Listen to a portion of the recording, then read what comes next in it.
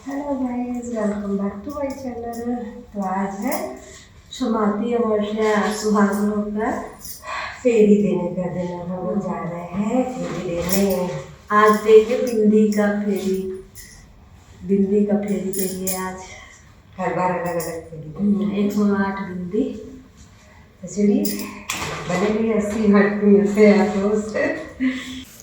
Hey guys, तो हम लोग पहुंच चुके हैं 80 घाट। और हमारे भाभी जी सुबह सुबह के लगभग 5 या 5-10 हो रहे होंगे, इससे ज़्यादा टाइम नहीं हुआ है। हम लोग इतने सुबह सुबह ही घाट पे पहुंच गए हैं। देख सकते हैं आप, भीड़ भी बहुत कम है। अभी बिल्कुल अंधेरा अंधेरा सा है।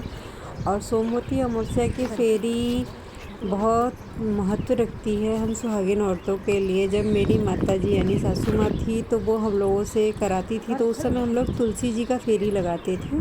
लेकिन पीपल की फेरी का बहुत महत्व बताया गया है हमारे शास्त्रों में। तो ये है पीपल का पेड़ और हम लोग इसी की फेरी लगाएंगे। तो सबसे पहले हम लोग गंगा जल से थोड़ा जल चढ़ाते हैं। फिर हम लोग घर से ही हल्दी और आटे का ऐपन बना के लाए थे, उसको इस पे 5 बार पंजे से लगाते हैं। एंड उसको लगाने के बाद हम लोग जो है इस पे सिंदूर से टीकेंगे। और यहीं पे हो गई मुझसे गलती, हम लोग सिंदूर लाना एक्चुअली भूल गए घर से। तो फिर सिंदूर के लिए मैंने घर पे सोचा कॉल करके किसी को बुला लेती हूँ, सिंदूर लेकर के आ जाए। लेकिन फिर ये सोचा कि इतना सुबह सुबह आएगा कौन। तो फिर वहीं अगल बगल हमने देखा तो एक गोमती खुली हुई थी, वहाँ पे सिंदूर बिक रहा था। तो फिर वहाँ से हम लोगों ने सिंदूर ले लिया।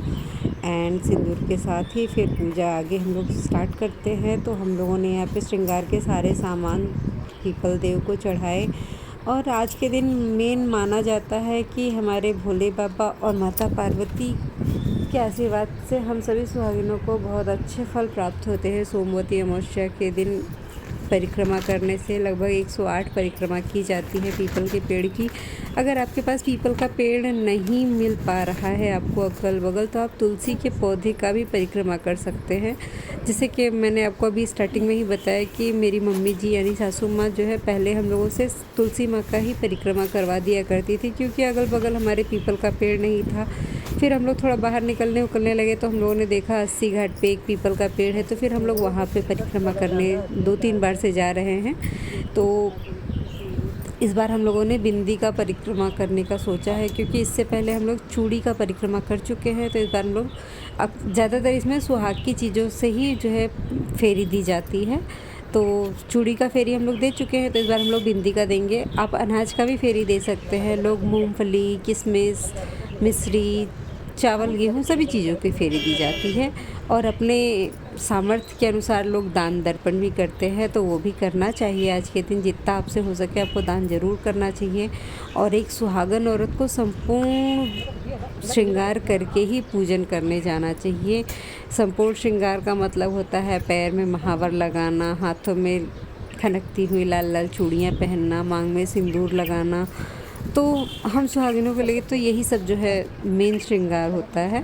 बाकी आप कोशिश कीजिए कि उस दिन लाल या पीले रंग की साड़ी ही पहने, या मतलब कोई भी जो भी कपड़ा आप पहने, पीला, लाल, हरा, ये सब शुभ कलर ही पहने। सफ़ेद और काला थोड़ा अवॉइड करें, मत पहने, बेहतर होता है।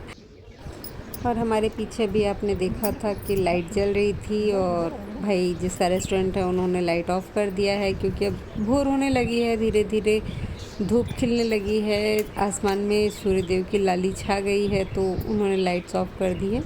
कोई बात नहीं, हम लोगों ने लगभग पूजा प्रारंभ कर दिया है। अब हम आरती करने की तैयारी कर रहे हैं। और एक बात का ख़ास ख्याल रखना चाहिए कि सोमवती अमावस्या के दिन हमको रुई नहीं छूना चाहिए। रुई और सरसों का तेल, ये 2 चीज़ छूना वर्जित माना जाता है। आपसे अगर हो सके तो आप लहसुन प्याज वगैरह भी हाथ ना लगाएं। वो तो सबके लिए देखिए पॉसिबल नहीं होता है, सब लोग नहीं बरा पाते हैं, लेकिन जिनसे बढ़ जाए उनको बरा देना चाहिए।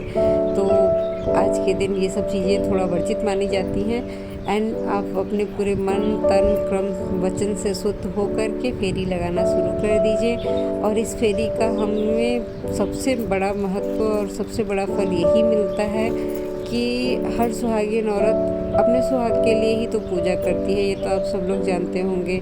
मन में बस एक ही लालसा होती है कि मेरा सुहाग जो है जब तक मैं जीवित रहूं मेरे मांग में सजा रहे। तो बस भोलेनाथ से इसी चीज़ की आशा करते हुए फेरी लगाना प्रारंभ करते हैं। और कच्चे तागे से या फिर कलावा से, किसी भी चीज़ से शुरुआत में आप उसी को जो है पेड़ पे लपेटते हुए, पीपल के पेड़ पे लपेटते हुए फेरी लगाना शुरू कीजिए। और पूरा एक बंडल लेकर के फेरी लगाना चाहिए। वो आप जितना भी चक्कर उससे लगा लें, और लगाने के बाद फिर आप बिना धागे के भी फेरी लगा सकते हैं। ये ज़रूरी नहीं है कि पूरा 108 फेरी ही हमको धागे के साथ संपूर्ण करना है, नहीं, ऐसा कुछ नहीं है। आप बस जो बंडल का आता है या जो लोई बनी हुई आती है धागे की, उससे पूरा कंप्लीट कीजिए। वो जितना 12 फेरी लगा सके। अभी क्या है, पौधा अगर बहुत बड़ा है तो वहाँ पे आप जो है अगर एक फेरी लगाना शुरू करेंगे तो काफ़ी मोटा धागा चाहिए होगा, तो उतना धागा तो आदमी नहीं लेके जा पाता है, या फिर उसको ये आइडिया नहीं होता है कि कितना धागा वहाँ पे इस्तेमाल हो जाएगा। तो इस चीज़ की चिंता ना करते हुए आप सिर्फ एक जो है पूरा बंडल जो मिलता है, एक रोल जिसको कहते हैं, उसको ले लीजिए। उससे आप जितनी बार भी उनको लपेट सके उतनी बार लपेटिए। उसके बाद आप बिना धागे के भी फेरी लगा सकते हैं। एंड इस तरह से हम और भाभी जी जो है लगभग 108 फेरी लगाते हैं। और सही बता रहे हैं, दिल से बता रहे हैं, मतलब इतना सुकून मिलता है फेरी लगाने के बाद ना। लोग कहते हैं कि आप अगर फेरी लगा लो तो आपको शिव पार्वती का साक्षात जो है आशीर्वाद प्राप्त होता है। तो बस भोले बाबा से यही दुआ करती हूँ और यही आशीर्वाद मांगती हूँ कि दुनिया में सभी सुहागिनों का सुहाग अमर रहे, और उसी के साथ भोले बाबा मेरे सुहाग की भी रक्षा करें, मुझे भी सदा सौभाग्यवती होने का आशीर्वाद प्रदान करें।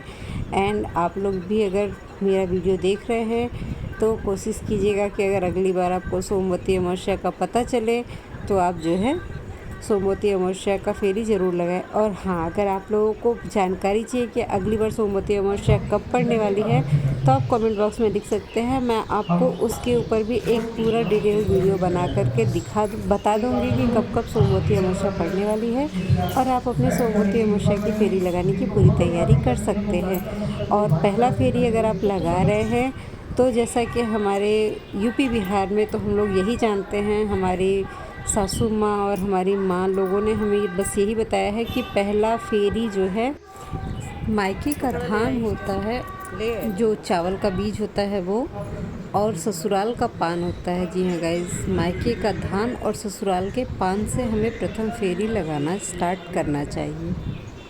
इतनी धूप तो नहीं खिली है, लेकिन सुबह कितना हो गया, उजाला कितना हो गया, समय का पता ही नहीं चला। और अब हम लोगों का लगभग फेरी संपन्न होने वाला है, क्योंकि अब तो भीड़ भी लगभग बहुत सारी औरतें यहाँ पे इकट्ठा हो चुकी हैं फेरी लगाने के लिए। जब हम लोग आए थे तो आप लोगों ने वीडियो में स्टार्टिंग में देखा ही होगा, सिर्फ हम और भाभी जी थे और कोई भी नहीं था, लेकिन समय के साथ ही सब लोग इकट्ठा होने लगे हैं। तो बस इतना सा ही आज का मेरा ब्लॉग है, और आप लोगों से बस यही अनुरोध है कि आप मेरे पूरे वीडियोस को कम्प्लीटली देखिए। तो इस तरह मेरे पूरे वीडियो पे अपना प्यार बनाए रखिए, और अगर मेरे चैनल पे आप लोग नए हैं तो सब्सक्राइब करना ना भूलें। एंड प्लीज़ गाइस शेयर और लाइक भी कीजिए, कमेंट भी कीजिए। आप लोग देखते हो बट लाइक नहीं करते हो, थोड़ा सा मन उदास हो जाता है। प्लीज़ अगर देखते हैं तो लाइक भी कर दिया कीजिए, अच्छा लगेगा, खुशी मिलती है। और इसी के साथ आज का पूजा भी मेरा संपन्न हुआ और मेरा वीडियो भी यहीं पे समाप्त होता है। अगली बार अगला वीडियो ले मैं फिर आप लोगों के साथ मिलती हूँ। तब तक के लिए thank you, bye bye. And please guys like and comment करना ना भूलें, एंड प्लीज़ शेयर भी कर दीजिए मेरे ब्लॉग्स को। एंड थैंक यू अपना इतना सारा प्यार मेरे ऊपर बरसाने के लिए। बाय।